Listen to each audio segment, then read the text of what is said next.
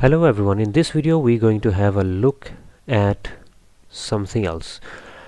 Basically we're going to have a look at operators in C++. Okay, so you have a couple of operators. Okay, what you have is the normal arithmetic operators. You have minus, you have plus. I'm just going to put them in one line. Minus, plus, multiply, divide. You have these. Then you have incrementing operators like plus plus and minus minus. Okay, then you have assignment operators that go like this: plus equal to, plus equal, or minus equal to. And then you also get like multiply equal to, divide equal to, even you get modulus equal to.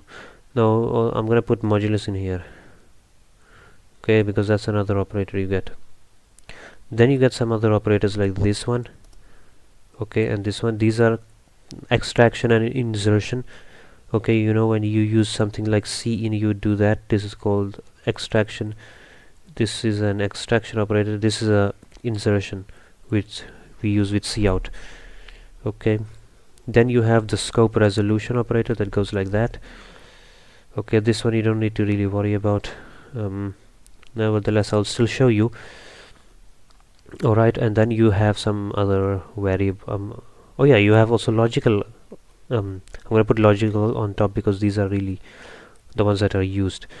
Okay, you have this one symbolizing an OR, a logical OR, and you have an AND, a logical AND. So a logical AND would be the ampersand, double ampersand, like that. So in this video, everybody knows what this is, right? So we're just gonna say cout, and I'm gonna do a simple 4 plus 4, which everyone knows is a 6. So I'm gonna put a multi-line comment here.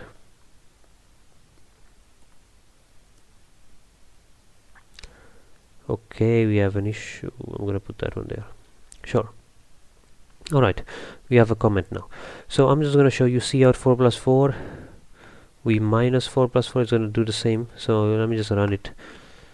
8. Okay. Minus 0. Multiply 16. Divide gives us 1. That's just the simple arithmetic.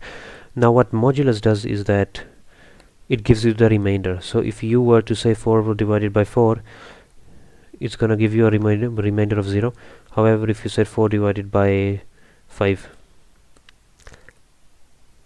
it's gonna give you 0, remainder 4. So it only prints out the remainder, which is 4.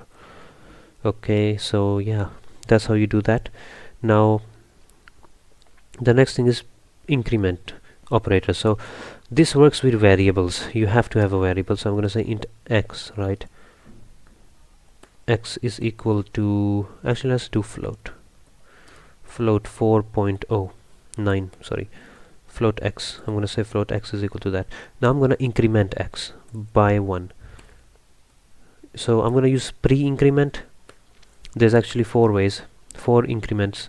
Okay, so you can see what increment does is it just increases by 1. Okay, 4.9. So if you do it, yeah, so that's how it is. It just makes 1. And of course, if you were to minus, double, minus it 2 times, then it's gonna do a decrement. Okay, so you can see it becomes 3.9. Now the thing is that increment you can have, and same with decrement, there's differences. You can have a pre or you can have a post, like that. This is a pre-increment, this is post. You can see that we added pre, meaning before x, post meaning after x. So what this does is that pre-increment would increment, or pre-increment would first increment x and then print it out. However, a post increment would first output x and then increment x. So if I were to show you this one, you can see that it's still gonna print out 4.9. Alright, and once we cout x only, you're gonna see it's gonna print out 4.9, and then it's going to I'm just gonna hold on, x plus plus, right?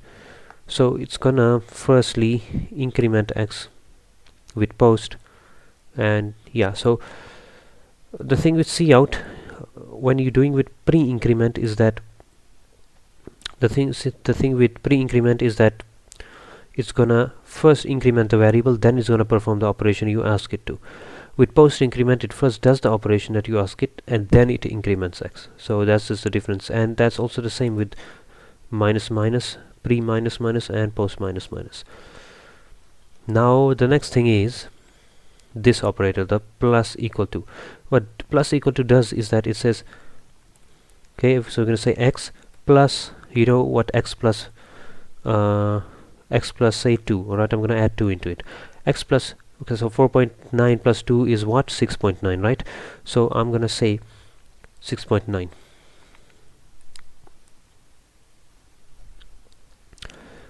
I'm just going to do something here. I'm going to put it here, right? And I'm going to print out x there. Okay, so you know x plus 2 is 6.9. But now what I want to do is I want to say x is equal to x plus 2. So now I want to assign x2. Alright, I want not assign, I want to increment x by 2, or I want to add 2 to x, and then I want to make it equal to the same value, which you know the answer of x plus 2 would be. So x plus 2 would be 6.9, and then I want to make x equal to 6.9. That's what this essentially does.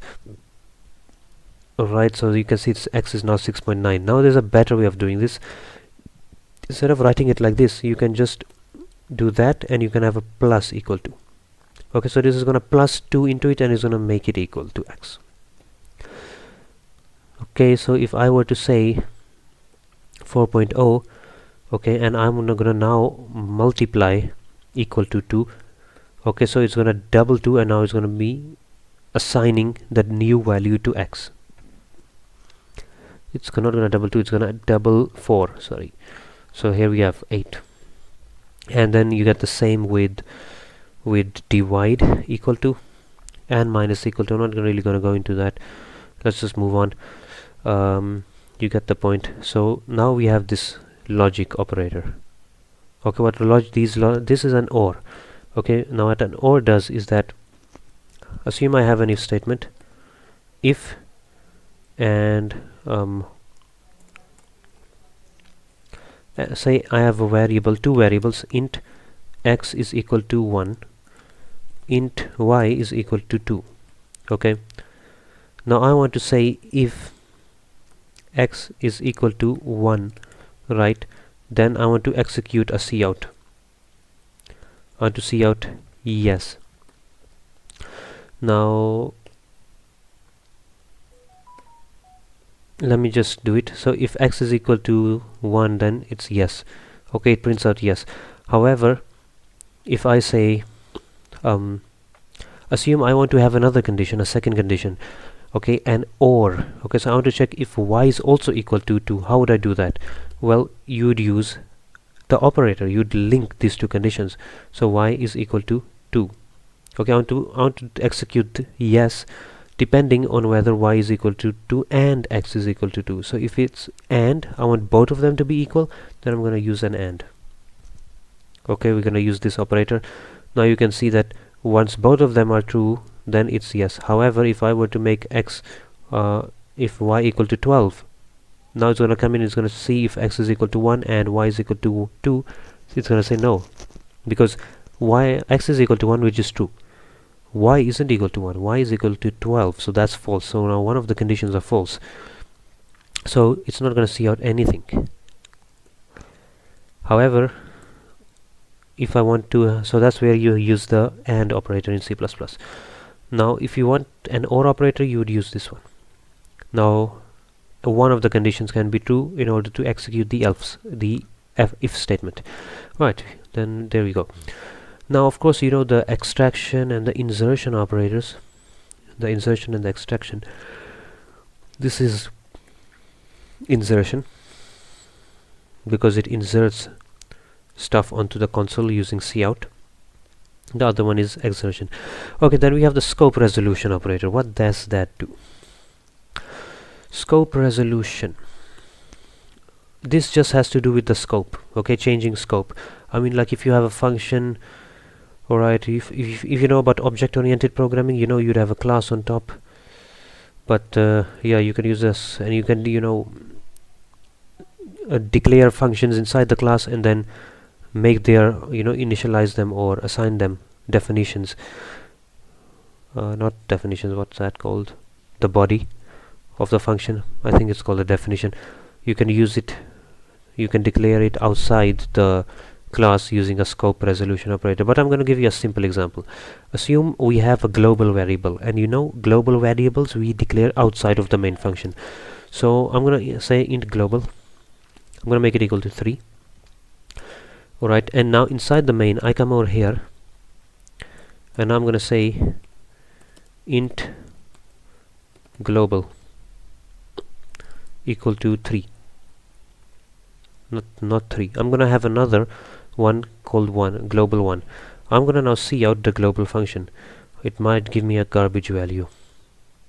No, it doesn't. Okay, so here simple. Alright, so you can see that int global is equal to 1 and see out global. Now the thing is that there is two global variables. Okay, the thing is that this global variable, this is global, okay, this is 3, this is 1. Alright, now when I see out global, I'm actually see outing this one, not that one, because this is local, this is global. This is inside the main function, this is outside the main function. So even if I have a function over here, I create a function or I create a class and I put global inside of it, then it's going to access this global. It's not going to access this one because this is within the main function. This is outside, this is global. So if you want to access a global function, you would use this operator. Okay, if you have two functions, actually two variables, and you want to access the global one, then you would use this scope resolution operator like that, and you'd run the program. It will give you a 3, which is the global variable. So that's what it is, scope resolution operator. If you want any other operators, let me know. I'll make a video about it.